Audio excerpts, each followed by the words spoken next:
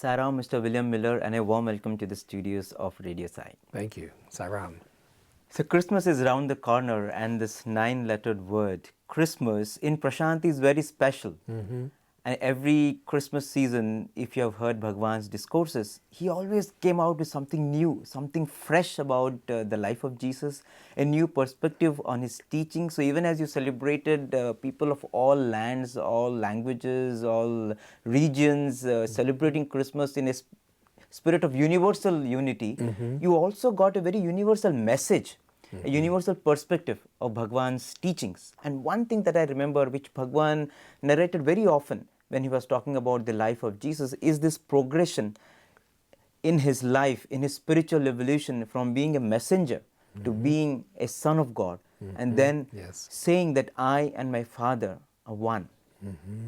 You are someone who has spent so much time dwelling on Bhagwan's messages on Christmas. You brought out that beautiful book, Be Like Jesus, that has a very beautiful compilation of everything that Swami has said, what to do on Christmas, and about the life of Jesus and his teachings. So, may I ask you, what is your perspective? What are your insights on this message of Bhagwan, on the progression of the life of Christ? Let me just first say that Christmas has always been one of my favorite times here in Prashanti Nilayam. I first came here in 1982, and in Christmases that I was able to spend over the years, always was so admiring of the fact, like you said, it's a different experience here.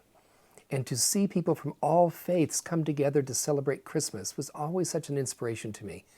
And I always look forward to what new revelation Swami would give about the teachings of Jesus, about the life of Jesus. And one that really stands out from what you were just saying was when Jesus was talking about the three wise men who came to Jesus at the birth, when he was in the manger, in the stable. And this is what Baba had to say. He says, when Jesus was born, 3 Arabian kings came to see him. The first king said to Mary, Mother, you have given birth to a child who loves God. Yes. The second said, Mother, you have given birth to a child who will be loved by God. Yes. The third king said, Mother Mary, your child is not different from God. Both are one and the same. The first one statement, Baba says, indicated Jesus' role as a messenger of God. The second one statement indicated he would be the Son of God.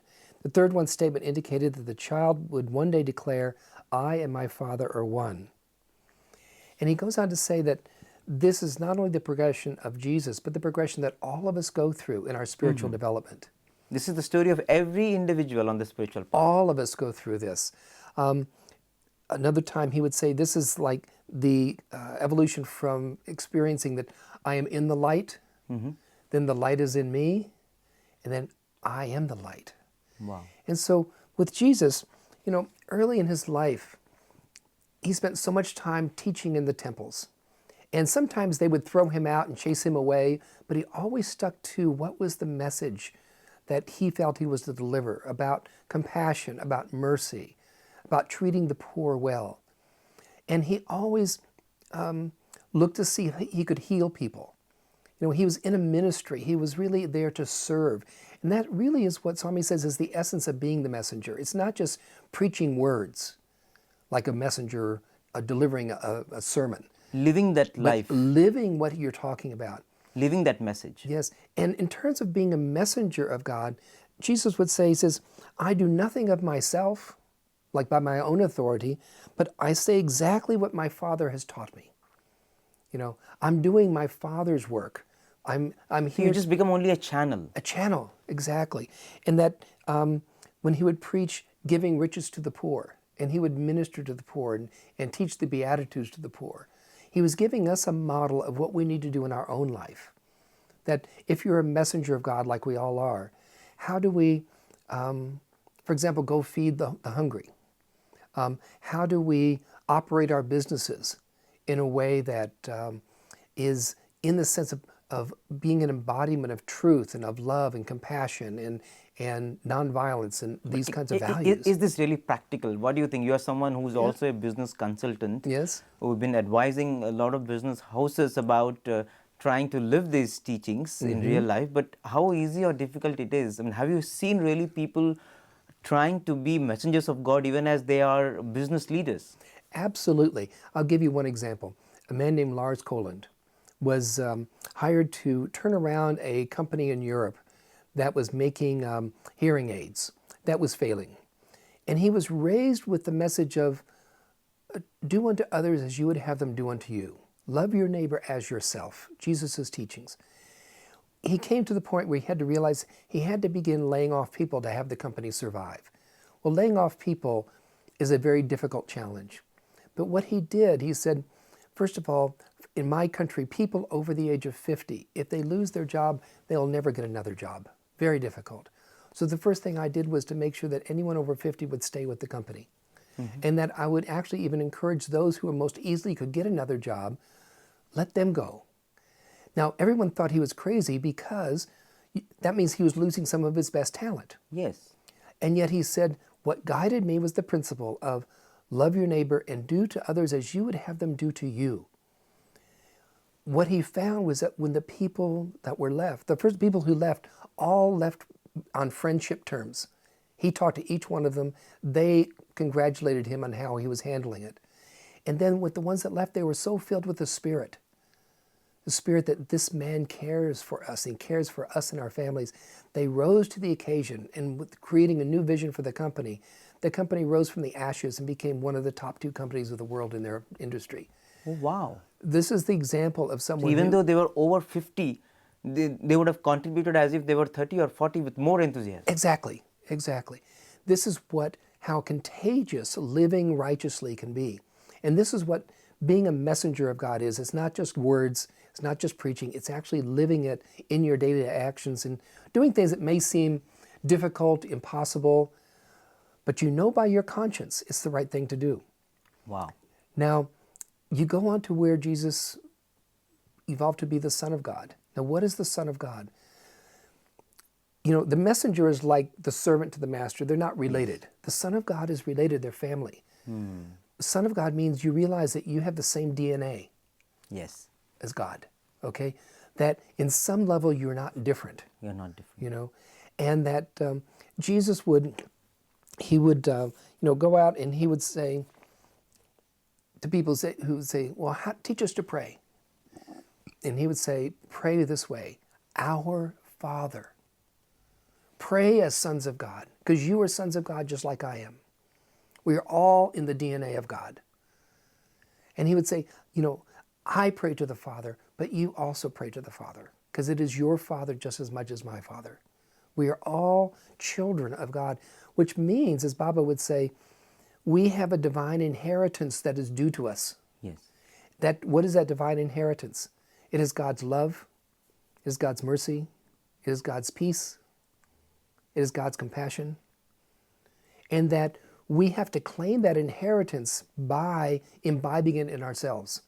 Wow. I mean, this is really beautiful. I'm really tempted to ask you if you can again narrate some instance which you have seen in real life where people are living like sons of God. Very beautifully you explain that it starts with you thinking that you're different from God, you are a servant, so you are different from the master. And when you say you are son, you're connected, intrinsically connected with the Father. And Bhagwan used to say, if you say that someone is a son of a father, then you would find some trait of the Father in the son. Maybe his nose will be like that, maybe his walk will be like that, maybe his smile would be like that of the mother or the father. So you have some traits of the parent. But yes, so in some ways your life is divine. It has some divine attributes. Yes. But you give a very beautiful example of in the business world of how this is possible. You can be a messenger of God while you do your business. So anything comes to your mind about how to be a son of God? Can we be a son of God in this world where there is so much of restlessness and there is so much of strife, and it's not so easy to really practice the kind of opposition that Jesus got when he tried to be a son of God? It was true. He got a lot of opposition. And, at one point he was being accused by people of blasphemy because he declared, I'm the Son of God. He actually called himself the Son of Man primarily. But in the last moments when the priest said, are you the Son of God? And he says, you've stated the fact. Oh, wow. But, he also said, but it says in your scriptures, you were God's. You know, he says, if your own scripture says you are God's, then why do you blame me for saying I am also Son of God? But I think another aspect of this is not just seeing the Father and being the Son and the Father, but seeing each other as brothers and sisters. And I think a beautiful example of all of this together is Mother Teresa. Because what stands out for me just in one little story I heard was someone asked her, how can you pick up a man who's in the gutter, who's half dead, dirty, perhaps even naked, diseased? How can you do that with such a smile on your face? And she says, it's easy. I see this person as Jesus in his most distressing disguise. Oh, wow. So this is seeing the divinity in each other as well. And I'd like to read something that she says also about going to heaven with all of this. She says, you know, we all long for heaven where God is. But we have it in our power to be in heaven with him at this very moment. But being happy with him now means loving as he loves, helping as he helps, giving as he gives, serving as he serves, rescuing as he rescues, being with him 24 hours, touching him in his distressing disguise. Beautiful. You know, that's a perfect example that if we see each other as Jesus. Yes. And then you don't judge. As Mother Teresa also very beautifully said that, you know, if you begin to judge people, you'll have no time to love them. Yes, exactly. So I would say that's one of the things that we see is to how do we see each other as brothers and sisters in God? Then we naturally have that relationship with God, which is what God wants, which is treat all of my children. Yes. You know, don't just focus on me. Look at your brothers and sisters. In fact, I remember that anecdote from, again, Mother Teresa's life when she's picking up this person from the gutter and someone says, I will not do it for $1 million. Oh my God, how do you do it? And she says, even I would not do it for $1 million. Right. I do it because it is Jesus. Yes, exactly. You know, and the same thing can happen in the way we deal with a customer. Yes. You know, if a customer calls and is very angry, for example, because some service was not been given to him properly or some quality was poor, how do we treat them as, this is Jesus calling? Oh, wow. You know, how do I handle my job if I'm trying to sell something to someone? How do I not just try to see what I can get from that person, but how can I truly be of service to them by what we offer? I know in our business we say, if we discover that we cannot be the best provider, we will try to find a company, a better provider than us. Oh, wow. You know, if we're not the best that can serve them, we'll try to help them find someone who's better to serve them, to serve their needs. You know, that is our duty. Our duty is to serve that person to get the best that they can get. And so these are the simple ways that we can actually take this into our daily life in terms of claiming that inheritance, which is when we develop the love and compassion and truthfulness and transparency in ourselves, we are claiming the inheritance of being God. Wow. I remember Rabindranath Tagore very beautifully said, if you want to do good, you knock at the door. But if you love, you find the gates open. Yes. Good. I love it. I think I love that. That is something profound because again, it cannot be perhaps explained by logic because, you know, it doesn't make business sense if you go and tell your client that, you know what you want, we don't have it, so we'll ask someone else to do it for you. It flies on the face of good marketing and good business development. But I think if you're coming from a space of love, there is something that will work, which perhaps is beyond business logic.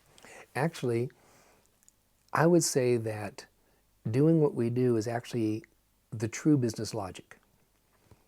You know, because what happens, you build trust. Yes. What is the essence of good marketing? Building trust. Trust. What is the essence of good business? Building trust with your employees, with your customers, and so on. That's where loyalty comes from. Yes. You know, and so anything you can do to build yourself as trustworthy and demonstrate your trustworthiness is good business. It's good business. Absolutely. There could be a short-term fall, but that is what will hold you in good stead. Exactly, exactly. And we all know how many companies go out of business in the short-term fall. You know, so Yes. but the thing is, this is what sustains business for the long term.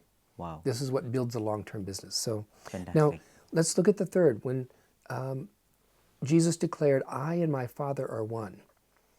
And he said further, he says, I am in my Father and my Father is in me. We are one. Yes.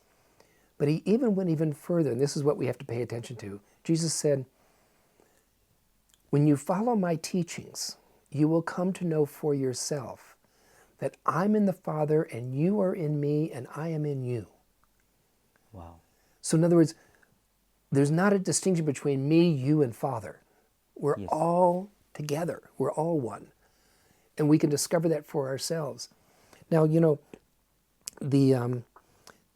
this is where, when he was teaching you even your own scriptures in the Old Testament to the Jews, you were gods.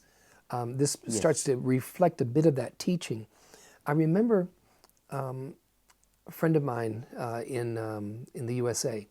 She talked about what it meant to live this way herself. She says, I would volunteer at a home for the elderly. And sometimes those are difficult situations. People are sick, they're maybe not in the right mind and so on. She says, but as long as I held it, this is God serving God. This is God serving God. Then that work became easy. Work became easy. And my wife and I, we had an interesting evolution in our understanding of marriage. Mm-hmm. Before we got married, we realized that most of the marriage ceremonies in the world that we know start with the premise of the two shall become one. Hmm.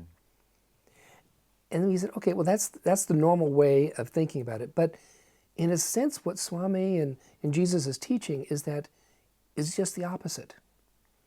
That there's a oneness that precedes our individuality. Yes. There's a oneness in God that precedes. So marriage is really an experience of oneness having expressed itself as two. Not two becoming one. The one is the starting point, and we happen to be a male and female. Expressions of that oneness. It's a whole different premise for marriage. It's the whole process only becoming one with Him. Yeah. See, in other words, it's like Swami says, it's not that we are humans striving to become divine. Yes. He says it's actually the opposite. We are divine beings having a human experience. Yes. So we don't have to strive to become divine. We are already divine. But we have to bring our consciousness to that experience. Yes. Of that truth. And so as a marriage, when we operate that we are oneness expressing as two people in this marriage. And you start with that premise that we are one. Yes, exactly. Yes. It's a much stronger foundation for our differences, so that one time, if we have differences of opinions, sometimes we can step back and laugh and says, oh, oneness is really expressing us too, given our different opinions on this. And yet it holds that difference in a bigger container. And this works so beautifully in every environment. Yes. Anywhere there is a difference, if you first begin with the premise that we are actually one. In an office, there could be 15 people working. Yes. And you begin with the notion that we are one. Mm-hmm. Then you start working towards how to reach there. Exactly. Instead of thinking, oh, we are 15 people, we have different ideas and it's not going to work out. It's going to be a very difficult, because the premise itself is that we are different. Right. There's another experience, just personal to share. My wife and I have done work with the United Nations Habitat on bringing human values into the mega water and sanitation projects in developing countries, and developing a program for developing stronger human values for that. And we would go into different countries, and we'd be coached that, okay, in your audience for the next of 30 people, already 2 people have accepted their bribes. Oh. There's corruption here. Now, how do we hold that if we're going to speak about human values?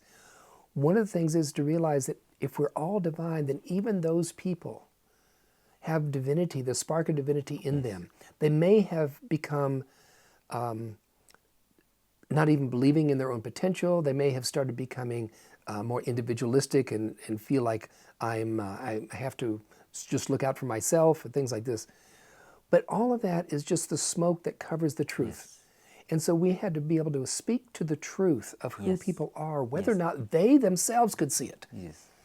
And when you can see everyone as divine when you're speaking, even if some of them are corrupt, it changes your heart and it changes your whole approach to the situation. And it changes the whole situation too. Yeah. When you approach the situation in a new light, the situation itself changes into a new light. Yeah. It's like we experience stories where people who were not diligent in their quality, when others held them in a light of, we trust you to do good quality, they would often rise to the occasion. Yes. Now this may sound naive, Yes. and you have to be diligent, you have to be vigilant. At the same time, it works. It works. You know, people will rise when you believe in them. Yes. Often it's you believe in them more than they believe in themselves, and they're having to go through a process of learning to trust life again. Yes. And that is where your compassion comes. This is where, in a sense, again, we've earned that inheritance of the consciousness of God. And so, you know, there's another story I just want to share in politics. There's a man who, during the 50s and 60s, lived in one of the countries behind the Iron Curtain in the Soviet Union. And his country was Czechoslovakia. And when they had their springtime rising in the late 60s, it got squashed by the military from Russia and things like this. And he was eventually put into prison. And when he was put into prison, he was for 10 years for being an agitator. And he looked out his prison wall and he saw a tree, and it spawned a whole thought process, an awareness, a realization, an insight. And what he said was that he realized that everything in life shared the same beingness. Beingness. You know, that we're all part of one being. One being. And that what was happening, the people had lost touch with that, had lost faith with that, and in a sense had gotten more self-aggrandizing, greedy and things like this, self-interested, and they lost faith. Yes. And that his job was to help reestablish that sense of the spiritual resurgence. Yes. When he got out of prison, there was the fall of the Iron Curtain. He was elected as the first president of Czechoslovakia. Oh. And then when the Czech and the Slovakia Republic split, he became the first president of the Czech Republic. Very revered. And he said, you know, for us politically in the world, if we're going to reestablish or establish a sense of unity, it has to come from a spiritual revolution. And that revolution is around knowing the being of God and knowing that being of God in all of us. Wow. And that again comes from the way we can live what Jesus lived and what he declared is, I and the Father are one. And I'm in the Father and you're in me and I'm in you. And we are all this oneness. And as we establish that, then we've completed that sense of that journey of consciousness from I'm in the light is in me, I am the light. Wow, amazing. In fact, I'm just reminded also of how Bhagwan used to mention about Hanuman and say when Rama asked Hanuman once what he thinks about his relationship with Rama, he says that, you know, at the level of the body, I am your servant, but at the level of the mind, then I am just that part of you which is love. But at the level of the Atma, I am not different from you. Right.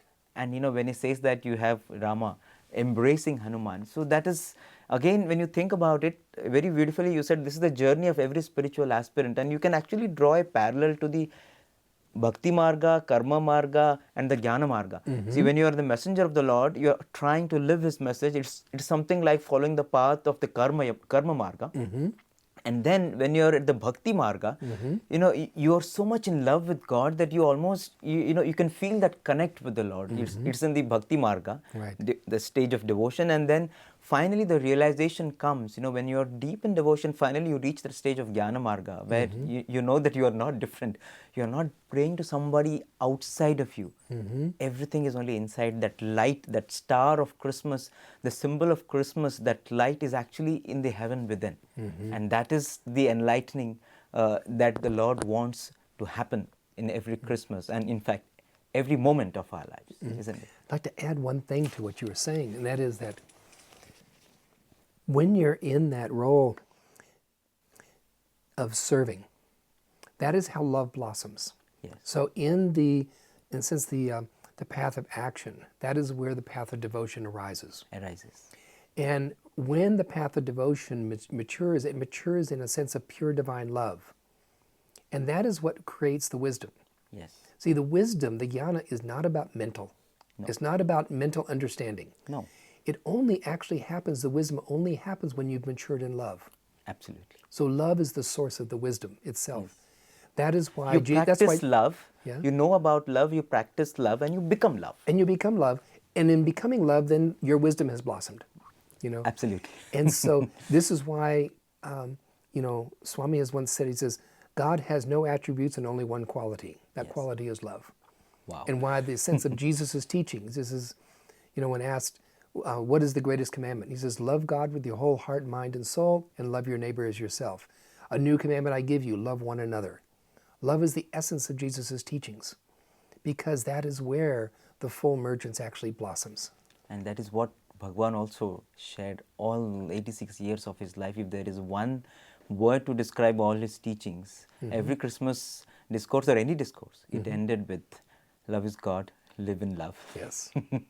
Wonderful. Thank you very much, Mr. Miller. Thank you.